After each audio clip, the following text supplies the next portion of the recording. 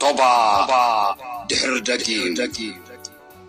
جراح مراح قالات جلح ملاح تمنيت حبات غبات حلمي زراق مراقني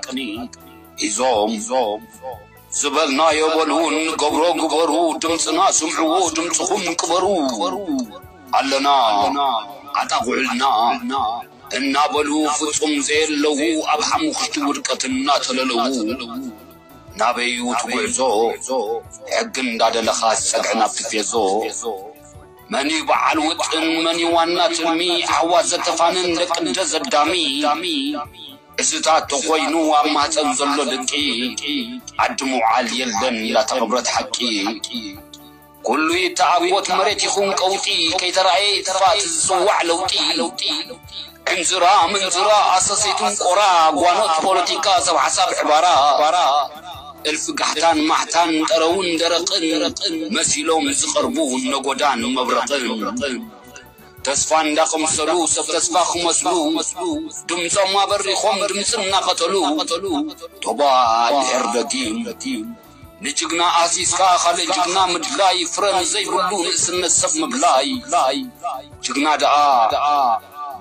جقنا نديو تلال نوغنو بنجاز حالفلو قزقواز مدحم كوينو جقنا يو نحوز حلف تنفاسيو زمطو يترف تنفاس كحلف دوبات فتركا بهاجر خبري نمان يخرب بحد وسبيلكا فقري تروف دحر داقين نخرب تبرزي نروسهم يستيوو سمكو مرسي بهريات العلاق ممزمات أطور مرحتي شامنا يكفال قدمنا بتنايلو مزعبانا مخدنا نتا أبز حالف شوعي كفال نحاد خام مرحت قجل لقنبار زخونه بينا قبرز قابيهر أب بوليتيكا وخيدتاتو تكيرنا بزز صعب همو بوليتيكا وبهر بينا زبل صحف زرق حنا نيرنا انتقوانا دحرتو صحف مزرقحو أب فيسبوك يخونكم قدما أولو دي برودكشن بحاو هابتم مستنبه استفالا لي رؤيتوتات قريبهم يوم قال خابت زقربه دما اتنقفيتا خمزلو خوينو اتر استقن زلفاو خوينو زبل ينيرو مجمرتان قعمو بزتبصحه كالس قسينا خنرادا دولينا نابتر استناس كنملس تكيه تسفاي تبهال خيلا قانقا تግርኛን ስነ ጽሑፍን አብታ መባእታ ሰዋስው ስነ ጽሑፍ ትግርኛ ትብል መጽሐፉ ከምዚ ዝጽዕብ ጽሑፍ ኣሎ ንሓደ ፍጻመ ኩነት ወይ ንጥፈት ብንጹር ድራማዊ ድማዕነት ንምግላጽ ዝዝውተር ቃል ሓረግ ወይ ዓረፈት ነገር ስውያ ንግግር ይበሃል ይብል ስውያ ንግግር እውን ብዙሕ ክፋል ዝሓቆፈ ምዃኑ ወሲኹ ይረድእ ገለ ካብኡ ድማ ናይ ዝሓለፈ ጽሑፋትና ኣብነት እንተወሲድና ተምሳልነት ተባሂሉ ይስምዕ ተምሳልነት ማለት ድማ ብኸምዚ ዝስዕብ ግለጽ ምስ ንጽጽር ዝማሳሰል ክንሱ ከም ወይ ይመስል ዘስምዕ መስተዋድዳዊ ሓረግ ዘይብሉ ኢሉ ይድምድም እታ ኣብ ዝሓለፈ ሃመማዊ ፖለቲካዊ ባህር በየነ ብዝብል ዝተጻሕፈ ንፖለቲካዊ ባህር በየነ ጥራይ ከም ዝውክል ሕጂ እውን ከስምረሉ ይደሊ በየነ ሰብ እዩ በአራያ ስላሴ ዝተፈጥረ ሰብ ስለዚ ብዛዕባ ተፈጥሮ ይኩንኩን ሃመማ ዝበልክዎ ብዛዕባ ትብገዛእ ሕሪኡ ዝወሰዶ ፖለቲካ ይሓንጢጠ ንዝኾነ ሰብ እንስሳ ምምሳል ምስ ፈጣሪ ምባኣስ ምዃኑ ኣዳዕዲዐ ከም ዝርዳእ ክሕብር ደሊ እቲ ጽሑፍ ንፖለቲካዊ ባህሪ እምበር ንተፈጥሮ ይገልጽን እዩ እቲ ርእስቲ እውን ፖለቲካዊ ባህሪ ዝብል ስለዚ በየነ ኣብ ፖለቲካዊ ኸይድታቱ ሃመማዊ ባህሪ ዘለዎ ምባል ግን መግናን ወይ ድማ ክብሪ መቕናት ዘይኮነ ፖለቲካዊ ኸይዲ በየነ ብምጽናዕ ጥራይ ክትበጽሖ ትኽእል መረዳእታ እዩ እንተኾነ እዚ ባህር እዚ ኣብ በየነ ጥራይ ዘይኮነ ኣብ ብዙሓት ናይ ኤርትራ ፖለቲከኛታት ተናጣጠፍትን ዝርአ ባህር ምዃኑ ድማ ከስምረሉ ይደሊ ዝያዳ ኣብ በየነ ኣብ ዝሓፂር ግዜ ስለ ዝተረኣየ ድማየ ከም ኣብነት ኣቕሪበዮ ሕጂ እውን ፖለቲካዊ ባህር በየነ ልክዕ ከም ሃመማይ ኣብ ዝተኸፍተ ትሕዝትኡ ኸይረኣኻ ድርግም ምባል ይዓቕሙ ስለዚ እቲ ናይ ብኣምሆ ጽሑፍ ምሳሌያዊ ነይሩ ክመስሎም መስለሎም ስለ ዝኾነ ድማ ብምሳሌን ተምሳሌትነትን ክጽሕፍ ዝመረጽኩ ናብቲ ናይ ሎሚ ርእስትና ንመለስ ናይ ሎሚ ርእስትና ባህርያት ልዕሊ ዓቕሞም ዝማጣጠሩ መራሕቲ ዝብል ነዘርእስቲ ዝተመረጸሉ ቀንዲ ምኽንያት ከዓ እቲ ኣብ ዙርያ ውልቀ ሰባት ተኣኪቡ ዝኸይድ ዘሎ መንእሰይ ሓራ ክነውፅኦ ስለ ዝደለና ኢና ነዚ መንእሰይ ካብ ሽዕራዊ ተግባራቶምን ሃዳድን ባዶ መብፅዓ ዘረባታቶምን ሓራ ወፂኡ ናብ ርኡ ዝኣልየሉ ኣጋጣሚ ክመጽእ ኣለዎ ድሕሪ ሕጂ مفتوت لعل عقمم زمات أطورو سنفات مرحت خخون يبولون مرحت تسيقت معت الجوجل لجنبار لعل عقمم زمات أطورو مرحت يوم سلازد ما بحرياتهم تجباراتهم من نتمسكن صعابيهم كانوا ردوه حلف النتا للنايب زوم لعل عقمم زمات أطورو مرحتي بحرياتهم من تاي مسل بمنتاي زمن السيكل اليوم زلو زبل حتو بعابنة المصنعة غيرنا نزمن السيكل ردو سلازلنا اتم زبحر زلوم وون كحسب زخول انت قوينم كمهارولن كاب زبل حسابيه نزي صحف كنزرغو حمريصه مزارست تتحاز مصنعة بزغبرلو زنبر كوان ابتا حقታት ተፈጥሮው ባህሪያት ደቅ ሰብት ብል መጽሐፍ ሮበርት ግሪን በዛዕባ ንዛረቦል ዘለና ርስት ብጽቡቅ ገይሩ ስለ ዝገለጾ ብሙሉእ እቲ ጽሑፍ ከም ዘለዎ ናባኹም ከብሉ እየ ንስኹም ድማ ነቲ ጽሑፍ ከመይ ጌርኩም ተተኣሳስርዎ ናባኹም ይገድፎ እቲ ጽሑፍን ባህሪያት መራሕቲ ጉጅለ ግንባርን ድማ ብዝበዝሕ ሚእታወት ክማሳሰል እዩ እዘን ሽዱሽተ ቀሪበን ዘለዋ ነጥብታት እምበኣር እቲ ብተደጋጋሚ መራሕቲ ጉጅለ ግንባር ዘርእይዎ ባህሪያት እዩ እዚ ባህሪያት እዚ ከዓ ትኽክለኛ መራሕቶም ሲሉ ኽሪኤና ይኽእል እዩ እንተኾነ እዚ ባህሪያት እዚ እቲ ኣታላልን ሸፈጥን ናይቶም ልዕሊ ዓቕሞም ዝማጣጠሩ መራሕቲ ባህሪ ምዃኑ ሮበርት ግሪን ብኣብነት ዝገልጽ እቲ ጽሑፍ ከም ዘለዎ ይስዕቦ ካብ ዓቕሙ ንላዕሊ ዝማጣጠር ትሕልንተኛ መራሒ ልዑል ደረጃ ትሕልንቲ ዘለዎም ሰባት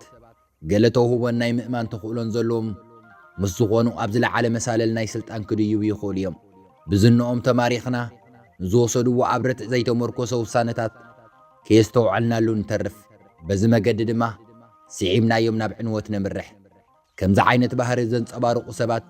ኣዝዮም ዕነውቲ ክኾኑ ይኽእሉ እዮም ንኽምሱጥናን ካብ ክውንነት ክንጹሉናን ዝተፈላለየ ቀልቢ ዝሰልብ ሜላታት ይጥቀሙ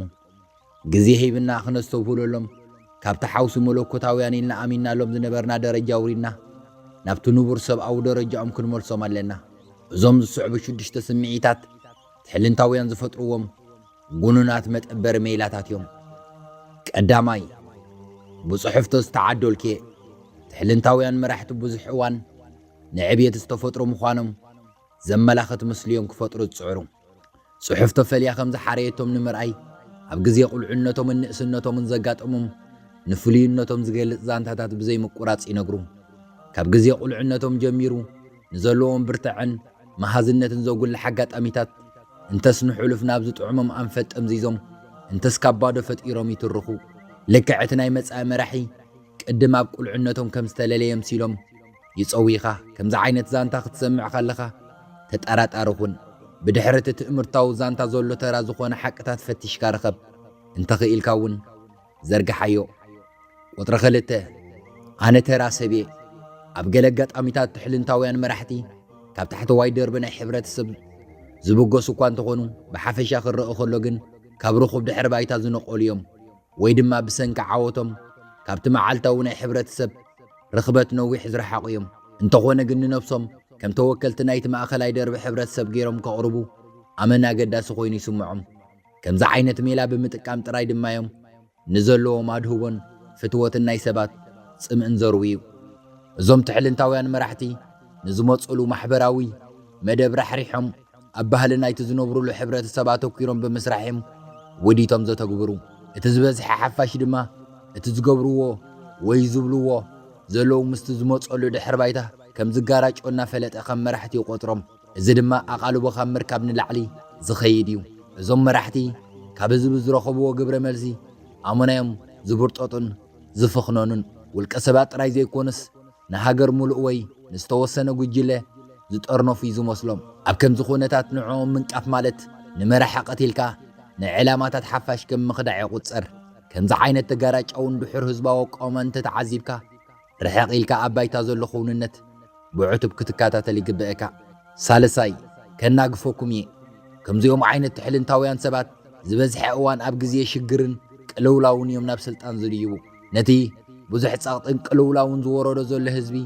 ዘናግፉ መሲሎም ድማ ቐርቡ ነዚ ንምግባር ዓበይቲ ግን ከዓ ንጹራት ዘይኮኑ መብጻዕታት የቕርቡ መልእኽቶም ብቐሊል ዝወሓጥ ብቐሊል ኣብ ቴማ ክትቕለል ዝኽእልን ንስምዒት ሕብረተሰብ ዝቕስቅስን እዩ ኣብዚ ክርድአና ዘሎ ድማ ካብ ፖለቲካዊ ውዳበ ወይ ትኳል ምምራሕን ላዕሊ ዘምልኽዎም ሰባት እዮም ዝፈጥሩ ዘለዉ ስሞም ምስሎምን ጭርሖታቶምን ብብዝሒ ተሓቲሙ ናይ ፈጣሪ ምስሊ መሲሉ ክሳብ ዝስምዐካ ብብዝሒ ይዝርጋሕ እቶም ከም ልኽዎም ዝጅምሩ ድማ ኣመና ክምሰጡን ዝኾነ ዝወስሎ ስጉምቲ ምኽኒ ክገብሩን ትዕዘብ ኣብዚ ደረጃ እዚ ዝኾነ ካብ እምነቶም ክንቀሳቕሶም ዝኽእል ሓይሊ የለን ንስኻ ግን ነብስኻ ክትብል ውሽጣዊ ርሕቐትካ ክትሕሉን ናይ ምትንታን ክእለትካ ክትዕቅብን ይግብአካ ራብዓይ ንሕግታት ደጊመ ክጽሕፎም እየ ሕቡእ ትምኒት ናይ ኩላህና ደቂ ሰባት ኣብ ዝኾነ ዓውዲ ንዘሎ ሕግታትን ልምድታትን ከይተኸተልና ዓወት ብናይ ገዛእ ነብስና ውሽጣዊ ሕርያ ክንረኽቦ ንደሊ ትሕልንታውያን መራሕቲ ከምዚ ዓይነት ሓይሊ ከም ዘለዎም ኣብ ዝነግሩና እዋን ብውሽጥና ንምሰጥን ክንኣምኖም እንድርረኽ ከም መለሳና እዚ ድማ ትሕልንታውያን መራሕቲ ብዙሕ ግዜ ኣብ ተፈጥራዊ ግንዘቦኦም ጥራይ ተመርኪሶም ብኽኢላታትን ስነ ፍልጠታዊ ሳይነስን ምርምርን ዝመጽእ ሓበሬታ ዓሸሽ ይብልዎ ናይ ውሽጦም ድርኺት ናብ ዓበይቲ ዓወታት ከም ዘምርሖም ዝነግር ጽውጽዋይ ክፈጥሩ ይደልዩ ብጥንቃቐ ምስ ትዕዘብ ግን እዚ ናይ ውሽጦም ግንዛቤ ናብ ዝኾነ ናይ ዓወት መንገዲ ከም ዘይመርሕ ትርዳእ መራሕቲ ኢና ዝብሉ ሰባት ፍሉይ ዝኾነ ረኣያን ኣተሓሳስባን ከም ዘለዎም ኮይኖም ክቐርቡ ምስ ትዕዘብ ናይ ጽላለ ምልክት ደኣ እምበር ከም መለኮታዊ ሓይሊ ክትቆጽሮም ኣይግባእን ቁጥሪ 5 ወትሩ ምስ የለኒ ዝተጋነነ ምስሊ ናይ ገዛእ ርእሶም ዘለዎም ሰባት ኣብ ህይወት ብፍጹም ፈሽሎም ከም ዘይፈልጡ ዘርኢ ስእሊ ክቐርጹ ፍትኑ ኣብ ስርሖም ፍሽለት ይኹን ዕንግፋት ኣጋጢምዎም እንተነይሩ ብሰንኪ ድኽመት ወይ ክሕደት ናይ ብጾቶም ከም ዝተፈጥረ ዛረቡ ብተወሳኺ ከም ዝበሃር ዘለዎም ሰባት ንኽእለቶም ብቐሊሉ ናብ ካልኦት ከሰጋግርዎ ከም ዝኽእሉ እዮም ዝኣምኑ ዝበዝሐ እዋን እዚ ንስልጣኖም ቀታሊ ዝኾነ ስጉምቲ እዩ ምኽንያቱ ካብ ዓቕሞም ንላዕሊ ዝኾነ ተግባር ይፍትኑ እሞ ሻቡ ጉድለት ተመክሮን ክእለትን ብዘንቆሎ ነውፂ ኣመና ረበሹ ምስ ከምዚኦም ዓይነት ሰባት ኣብ ትራኸበሉ እዋን ብጥንቃቐ ሕለፎም ብምርምር ዘጋጠሞም ዓበይቲ ውድቀታት ተስተብህል ወላ እኳ ዘምልኽዎም ዘለዉ ሰባት ክሰምዑኻ ይከኣሉ ነዚ ሓበሬታ ሚዛናዊ ኮንካ ክትዝርግሖ ፈትን 6 ተነቃፊ ሰብየ ትሕልንታውያን መራሕቲ ሓደጋ ክህልዎ ዝኽእል ስጉምትኻ ምውሳድ ድሕራ ይብሉን እዮም ከምዚ ዓይነት ድፍረት ግን ካብ ቁፅፅሮም ወፃኢ እዩ ድፍረት ዝሓቱ ስጉምትታት ኣብ ጥርዚ ዝደየቡን ህይወት ዝተማቑሩን ዘለዉ ኮይኑ ንኽስምዖም ይደፋፍዎም እዩ ከም ሓሸሽ ኩለፍዎም ይጅምሩ ነዚ ስምዒትን መለኮታዊ ዘይተነቃፍነትን ንምዕቃብ ድማ ካብ ግዜ ናብ ግዜ ዝዓበየ ሓደጋን ዓስብን ክረኽቡ ይደልዩ መብዛሕትኡ ግዜ ከምዚኦም ዓይነት ሰባት ተነቀፍቲ ይኮኑን እንተኾነ ግን ክሓልፍዎ ዘይብሎም ደረት ሰጊሮም ምስ ከዱ ክወድቁ ይረኣዩ ከም ሳዕብየኑ ድማ እቲ ተኣፋፈይ ኮንኩን ዝቐርበኒ የለን ዝብል ስምዒቶም ብሃንደበት ክሕምሸሽ ንዕዘብ እዚ ክስተት ብሰንኪቲ ካብ ክውንነት ዝረሓቐ ኣብ ምኽንይነት ዘይተመርኮሰ ውሳነታቶምን ኣቓልቦን ምስጋናን ንምርካብ ተባሂሉ ዝውሰድ ዝነበረ ደፋር ስጉምትታቶምን ዝፍጠር እዩ ክውንነት ግዚኡ ሓልዩ ደበኽ ምስ በለ ግን ብሓንቲ ተራር ውቅዒት ናብ ባይታ ይወድቁ መደምደምታ እምበኣር እዚ ጽሑፍ ልዕሊ ዓቕሞም ዝማጣረጠሩ መራሕቲ እንታይ ከም ዝመስሉ በዘን ዝስዕቦ ነጥብታት መረዳእታ ኣቕሪብና ኣለና እዞም ካብቲ ሓቀኛ ዓቕሞም ላዕሊ ከም ዝኾነ ከምስሉ ዝጽዕሩ መራሕቲ መብዛሕትኡ ግዜ ብጥንቃቐ ብዝተመርፁ ቃላትን ስምዒታት ህዝቢ ብምትልላልን ንሰባት ይዕዝምዎም ፍሉይ ተራ ወይ ዕላማ ኣለኒ እናበሉ ካብ ኩሉ ሰብ ዝተፈልዩ መሲሎም ንህዝቢ ከም ፍሉያት መለኮታውያን ሕርያ ከም ዘለዎም የቕርቡ ማዕረ ማዕረዩ ድማ ናይ ህዝቢ መሲሎም ብሓቂ ዝርድእዎም መሲሎም ክቐርቡ ፍትኑ ይኹን እምበር ኣብ ክውንነት ካብ መዓልታዊ ናብራ ቃልሲ ግዲ ተራ ሰባት ኣዝዮም ርሒቖም እዮም ምትእሳሮም ሓቀኛ ኣይኮነን ብሙስሊነት ኣብ ሑፃ ዝተሃንፀ እዩ ኣብ ክንዲ ንህዝቢ ዘገልግሉ ንስልጣን ይቀዳደሙ ንህዝቢ ድማ ከም መሳርሒ ይጥቀምሉ ኣብ እዋን ቅልውላው እዞም መራሕቲ መብዛሕትኡ ግዜ ንኣዝዮም ዝተሓላለኹ ፀገማት ቀሊልን ቁልጡፍን ፍታሕ ከም ዝህቡ ቃሊኣቱ ብፍላይ ሰባት ርግፀኛታት ኣብ ዘይኮኑሉ ወይ ኣብ ዝፈርሑሉ እዋን ብዘእምንን ዘጸናንዕን ብዝመስል መንገዲ እዮም ዝዛረቡ ይኹን እምበር እዚ መፍትሕታት እዚ ኣብ ሳይነስ ኣብ መርትዖ ወይ ኣብ ሓቂ ተመስረተ ኣይኮነን ንዝተመስረተ ፍልጠትን ርእይቶን ክኢላታት ሰብ ዓቕምን ሕጋዊ ቅርፅታትን ይንዕቑን ሸለል ይብሉን ውሳነታቶም ብሓላፍነት ወይ ናይ ነዊሕ ግዜ ኣተሓሳስባ ዘይኮነስ ብናይ ሓፂር ግዜ መኽሰብን ውልቃዊ ህርፋንን ዝምራሕ እዩ ግዜያዊ ኣጀንዳ እምበር ዘላቒ ፍታሕ ዘምፅእ ኣይኮነን ጌጋታት ክፍፅሙ ከለዉ ከምዚኦም መራሕቲ ሳሕቲ ሓላፍነት ይወስዱ የግዳስ ነቲ ወቐሳ ናብ ካልእ የገስግርዎ ማለት ናብ ኣማኸርቲ ትካላት ወይ እውን ናብ ባዕሉ እቲ ህዝቢ እውን ከይተረፈ የላግብሉ እዚ ድማ ናይ ገዛእ ርእሶም ምስልና ሓለዉ ምድንጋርን ምፍልላይን ይፈጥሩ ኩሉ ግዜ ቁናዓትን ፈፂሞም ዘይፈሽሉን መሲሎም ምስሊ ሓይልን ዓወትን ክዕቅቡን ከስፍሑን ይጽዕሩ ንህዝቢ ሓያላትን ርእሰ ተኣማንነት ዘለዎም ዳርጋ ዘይትንከፉን ክመስሉ ይኽእሉ እዮም أكوننت جن من قدم أفلتت تمرت وين قفيت أو تحسس بس تمسرت يكونن عمقت زلاق النتي يقول له بس مخني عدم ما صنع مسلم كفشل كجمرن دخمتاتهم كرئن نايجزي حتى ترايو إذا كل نتبتات كتقال الكلو مرحت تسيقت مع تصير جوجل لجنباريهم أبرس خاق الجل زبلخا سلازم نأسياتنا بصور عينكم ما يتسعبوهم نرأسكم بخم ديوم ذا أمسول مرحت ختصلو ويكتبالا شو أي تفقدو كابزوم مرحتي بتقاقا خطر حقي قباكم مقابر ياملكاو بهاقتاتهم من مرويدو حرس ميعيتهم كي تخونو أب كندوس نحك انفلتأتن حلافنة تسعرو نحبرة تسبح حقي نزيتو أقمو خبرتات دما دوبلو أب تشعي كفالي الرغبنا سنة يسكدهم هايله إلا تعسر شعاته ورحر بعد خلته شعن عسران شدشن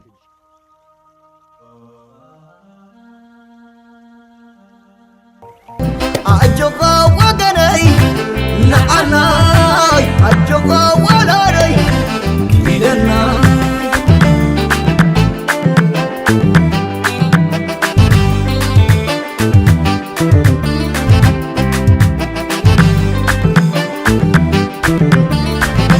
يبلع الولداي توريد العلي يبلع الولداي هيوتين حزبي بتر موسى وانجف داويد سر ملكنا ملختن تسفانا يوزعان ابسخ دخيلو عدو زي رسعر رحوة فتح سلام سسا احيبك القليلو سكت تكارحو بيت قانا عتلو بيت عبو خرحو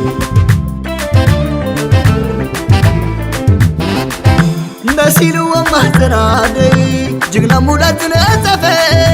حكينا يا نبرو تمزنبو زي تتحفة توليدو نهزبيلو شكحرنا تكابابل زي تفقن الولولو برحانا يموائل